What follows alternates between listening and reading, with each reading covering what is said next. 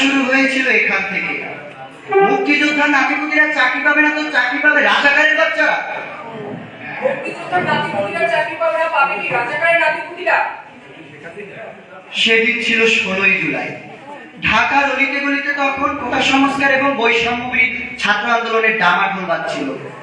16ই জুলাই এখন এক বিশাল ছাত্র সমাবেশ তাদের অধিকার আদায়ের লক্ষ্যে ঢাকায় বর্বর পুলিশদের সাথে লড়ে যাচ্ছিল। তখন প্রথম সারির আন্দোলন কর্মী ছিল আবু সাইদ, দারিদ্র পরিবারের মেধাবী এক তেজি তরুণ, যে কিনা জনসমুদ্রের উদ্যান সৈকতে অধিকার আদায়ের জন্য বুক পেতে দিয়েছিল পুলিশের সামনে। ছাত্র সমাবেশের এক সমন্বয়ক পুলিশের সাথে সামঞ্জস্য করার জন্য যায় কথা বলতে। কথা বলার এক পর্যায়ে সেখানে পুলিশের সাথে বাকবিতণ্ড তৈরি হয়। উল্টে সামঞ্জস্যতা করার প্রতিবাদে স্বৈরাচার সরকারের গোলাম আন্দোলনকারীদের উপর পাল্টা লাঠিচার্জ, ঢিল নিক্ষেপ এবং গুলি বর্ষণ করতে থাকে। তখন ছাত্র জনতা নিজের জীবন রক্ষার্থে বিচ্ছিন্নভাবে ছোটাছুটি করছিল। তখন আবু সাইদ বুক পেতে দাঁড়িয়েছিল রাইফেলধারী পুলিশের সামনে। দাঁড়িয়েছিল সামান্য এক লাঠি হাতে, হৃদয়ে অঢেল সাহস আর আকাঙ্ক্ষা নিয়ে দাঁড়িয়েছিল সে। এই প্রশ্ন নিয়ে দাঁড়িয়েছিল, কেনই বা মারবে? আমরা তো এসেছি অধিকারের জন্য। রাইফেলধারী ভাইয়েরা আবু সাইদের উপর ইট পাটকেল ছুটতে থাকে। আবু সাইদ নিজের হাতের লাঠি দিয়ে নিজেকে আত্মরক্ষা করতে থাকে। হঠাৎ এক গগনচুম্বী শব্দে ফেটে পড়ে পুরো এলাকা। প্রথম গুলি আবু সাইদের পেটে। একটি গুলি লাগা সত্ত্বেও নিজেকে সামলে আবারও দাঁড়ায় সে। দ্বিতীয় গুলি হাঁটু গেড়ে বসে পড়েন আবু সাইদ। বুকে লাগা গুলিটি যেন প্রতিশোধের বিভীষিকাময় এক তাণ্ডব মাত্র। তৃতীয় গুলি লাগার সাথে সাথে নিজেকে ধরে রাখতে পারলেন না আবু সাইদ। তার প্রচেষ্টা বৃথায় রেখে দুপা পিছিয়ে লুটিয়ে পড়লেন মাটিতে।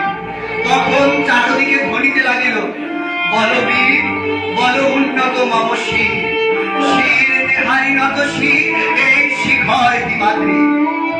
ছাত্র জনতা বিক্ষিপ্ত হয়ে পড়লো, তারা ইট পাটকেল ছুটতে লাগলো। এই সুযোগে দুই আন্দোলন সহকর্মী এসে সাইদকে পাজা কোলে করে নিয়ে যায়।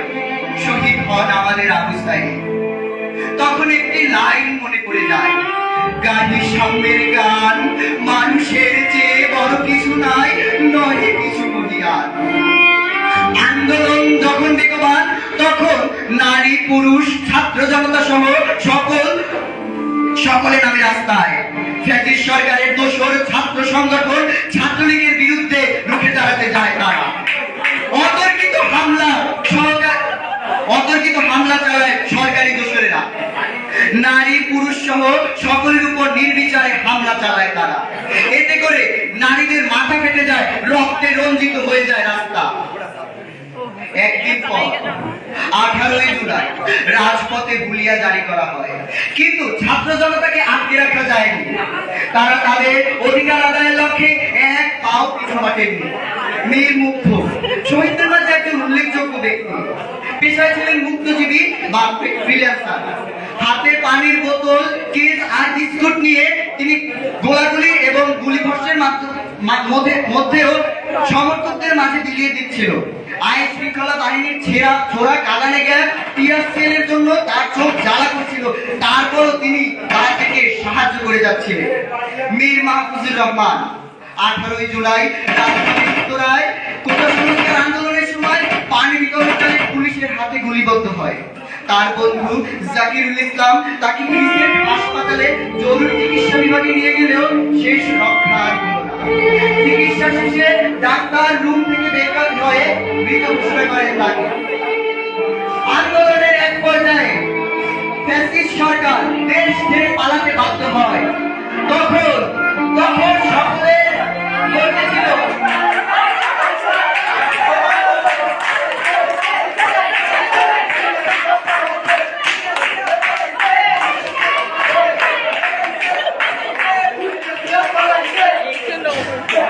যুগে যুগে জরজীব সবে পড়ে রবে নিবিড় বেলায়, ধূলি ধূসর পদ চিহ্ন আঁকা মরুর গায়ে গায়ে পড়ে আছে কত শত প্রাণ।